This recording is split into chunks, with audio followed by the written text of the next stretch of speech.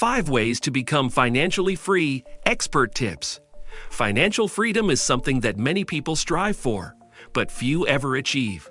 The road to financial independence can be long and hard if you don't have a plan in place. Here are 5 tips to help you become financially free. 1. Create a budget and stick to it. Creating a budget and sticking to it will help you stay on top of your finances so that you don't get overwhelmed and end up spending too much money on things that aren't necessary. Figure out what expenses are necessary and what can be cut back or eliminated completely. 2. Save first, spend later. Instead of spending all the money you earn right away, put some aside in savings so that you have a cushion should an emergency arise, or if something unexpected comes up. This will also help increase your net worth over time. 3. Invest wisely.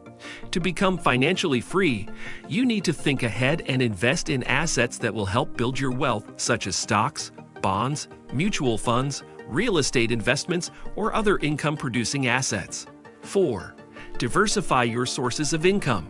It's essential for financial freedom to have multiple sources of income, so that money is not just coming from one source with no safety nets attached. 5. Live below your means and pay off debt quickly. Living below your means doesn't mean sacrificing everything.